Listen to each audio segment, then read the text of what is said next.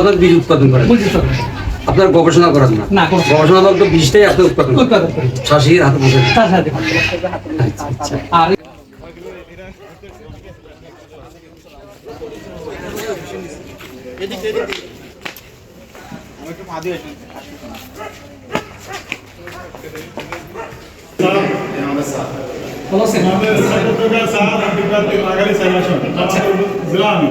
দেখছি ছবিতে দেখছি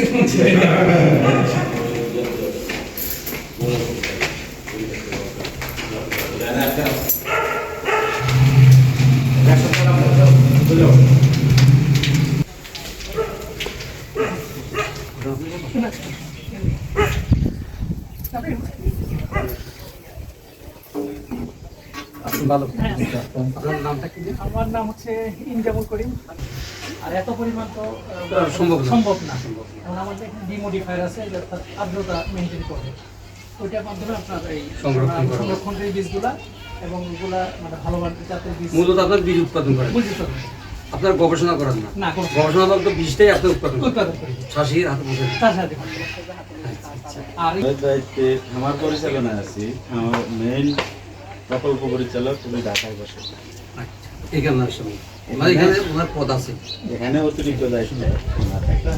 কিন্তু ওই একটা বিষয় হলো সরকারের একটা রুল হচ্ছে যে যে কোনো একটা প্রকল্প যে অফিসার শুরু করবে ওনাকেই শেষ করতে হবে।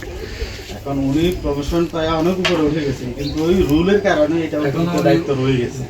কিন্তু এখানে সময় দিতেই পারেন না, শুক্র শনিবারে আসে। আপনার কাজ আমি ওনার থেকে জানলাম যে এখানে আপনার বীজ উৎপাদন করে। জি, আপনার তো বীজ নতুন করে এখানে গবেষণা করে তৈরি করা। গবেষণার বিভাগগুলি আলাদা, যেমন ব্রি আছে, বাড়ি আছে, বিনা আছে, এখানে বাটান আছে, ময়মনসিংহ ইউনিভার্সিটি, শেরেবাংলা বিশ্ববিদ্যালয়, এরাই গবেষণার কাজ করে। ওরা গবেষণার পরে যে একটা নতুন ভ্যারাইটি ছাড় করে, ওরা তো সামান্য পরিমাণ করে, এটাকে মাল্টিপ্লাই করার জন্য বেশি পরিমাণ বাড়ানোর জন্য বিএডিসি দিয়ে দেয়। বিএডিসির এরকম অনেক খামার আছে, যেমন এটা 166 166 একর। আমাদের কাল্টিভেশন এরিয়া হলো 120 একর। 120 একর জমিতে এখানে সিড প্রোডাকশন হয়। সিড নর্মাল কোনো ধান না, এগুলি বীজ হিসাবেই সরকারি দেশের জাতীয় পর্যায়ে যোগ হয়। সরকার যেভাবে যেখানে ডিস্ট্রিবিউশন করতে বলে আমরা ওইভাবেই ডিস্ট্রিবিউশন করি। এর কি কি বীজের চাষ হয় আপনার? এখানে আমরা মূলত ধান এবং ডাল করি। সুবর্ণচর এরিয়াটা মূলত সয়াবিন এরিয়া। সয়াবিন এরিয়ার কারণে ডাল তরমুজ প্রোডাকশনগুলি খুব একটা ভালো হয়। তো আমরা ল্যান্ড ধরেন ডেভেলপ করতে করতে স্যালাইন এরিয়াতে পোলাম, কিন্তু ল্যান্ড ডেভেলপ করতে করতে এই পর্যায়ে আসা ধানটা মোটামুটি আমরা সাস্টেনেবল করতে পারছি। ধানটা এখন খুব ভালো ফলন হচ্ছে, কিন্তু সরিষা বা খেসারি অন্যান্য ডাল তোল জাতীয় ফসলগুলি এখনো আনতে পারে আসতে পারে না। ওই যে কারণ হচ্ছে ওইগুলি তো পানি ছাড়া, ডাল তরমুজগুলি পানি ছাড়া। কারণ যখন পানি ছাড়া শুকনা সরিষা ফালালাম 2-3 দিন করে কিছু গাছ যেখানে লবণ ওখানে গাছটা উঠে নেয়। জি, তো মূলত ধান সিড প্রোডাকশন 90% এখানে। গত আমনে আমাদের 25-26 এখানে 110 একরের আমনের 4-5টা ভ্যারাইটি উৎপাদন লক্ষ্যমাত্রা ছিল। সেটা এক্সিট করে মোটামুটি আমাদের 105-10 টন বেশি হবে। আগামী বছরতে আমরা এখন আবার আমাদেরকে টার্গেট দিচ্ছে 80 একর। বড়োতে একটু কম দেওয়ার কারণ হচ্ছে এখানে শুকনো মৌসুমে লেয়ারে পানি থাকে, পানির লেয়ারটা নিচে নামে, প্রচুর সমস্যা এটা। হ্যাঁ, যার কারণে ওই যখন মানে যখন বেশি পরিমাণ পানি দরকার তখন আমরা জমিতে পানি দিতে পারি না। এই কারণে আমরা মাত্রায় একটু কমাই নিয়ে আসি। মোটামুটি এখানে রিমোট এরিয়া এরকম একটা প্রতিষ্ঠান নোয়াখালীর জন্য সবার জন্য গর্ব। অনেকেই এখন এই প্রতিষ্ঠানের কারণে অনেকে দেখা গেছে এই সুবর্ণচরকে চেনে।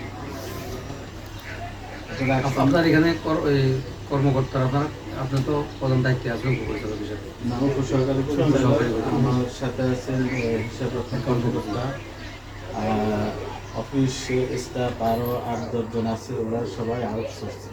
আমরা স্থায়ী আছি 2-3 জন। সবাই আউটসোর্সিং প্রজেক্ট। আবার এই যে এই প্রকল্পের মেয়াদ এই মাসের 31শে ডিসেম্বর। এরপর কি নির্দেশনা আসে আমি এখন পর্যন্ত জানি না। এগুলো তো একবার করা গভর্নমেন্ট প্রপার্টি। তবে ওই যে আগের রুল অনুযায়ী এখন মিনিস্ট্রির তত্ত্বাবধানে চলতেছে, মন্ত্রণালয় থেকে সরাসরি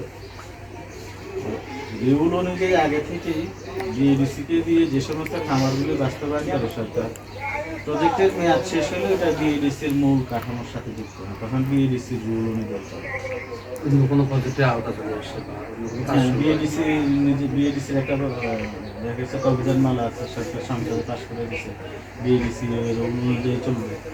তখন এই খামারটা যদি বিএডি প্রজেক্টের পরে যদি প্রজেক্ট এক্সটেনশন না হয়, তা বিএডিসির মূল প্রতিষ্ঠানের সাথে যুক্ত হবে, তখন বিএডিসি যেভাবে চলে খামারটাও সেভাবে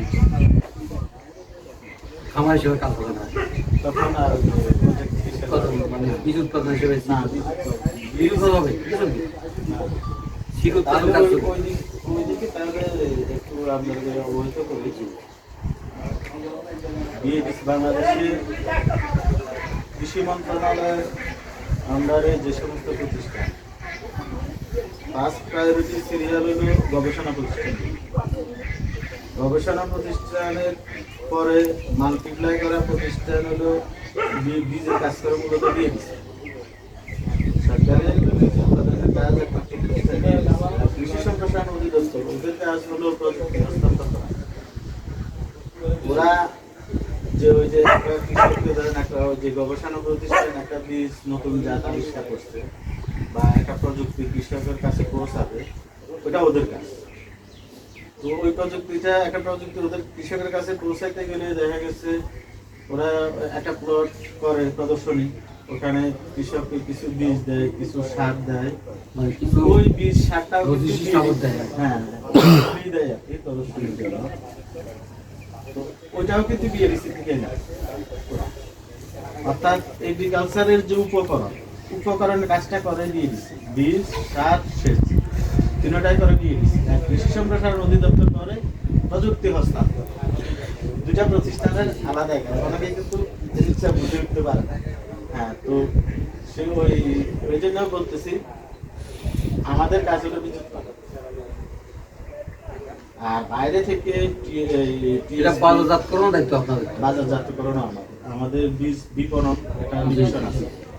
বিএডিসির যে বীজ সার সেচ 3টা ডিভিশন।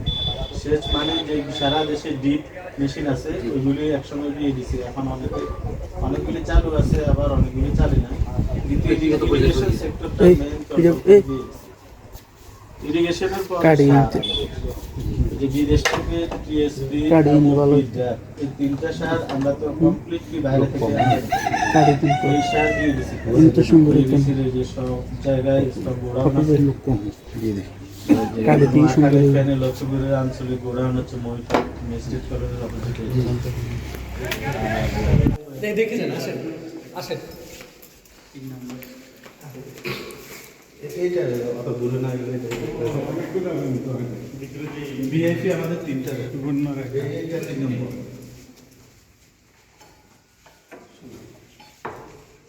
এই সবগুলো আমার স্যার নিজে চয়েস করে নিয়ে আসছে সব। আমাদের প্রকল্প পরিচালক মহোদয় ফার্নিচার প্রকল্প ভালো মানে দেখতে কোনো জি ধন্যবাদ।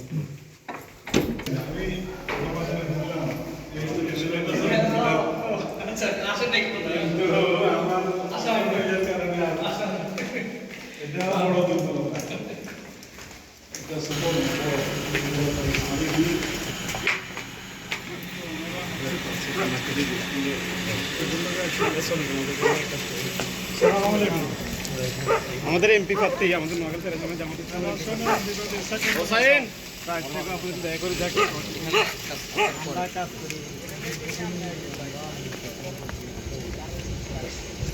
কতজন এখানে? নিয়মিত কাজ করেন?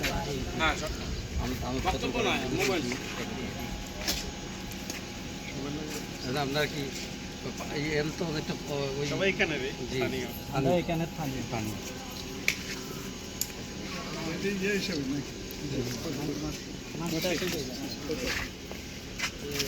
এখন বাজার সাহায্য করবার সরকারে 22 দিন আগে এরা কথা বলছে যাতেন রাত্রি করে 22 দিন করছে একটা মোমেন্টস পেলি তো ঠিক আছে, আপনাদের সাথে আরো দেখা হবে ইনশাআল্লাহ। আমি আরো আসবো, আপনাদের সাথে কথা বলবো, তো এই আপনাদের সাথেও দেখা হবে ইনশাআল্লাহ। আপনার এখানে অনেক আমাদেরকে একটু সাজেন, আমরা তো শ্রমিক ঠিক আছে আমাদের জন্য কাজ করো ইনশাআল্লাহ ইনশাআল্লাহ ইনশাআল্লাহ। কাজের প্রতি শ্রমিকের অধিকার আছে। অধিকার আল্লাহ বেশি দিচ্ছে শ্রমিকেরা আবার হ্যাঁ সেটা আছে আবার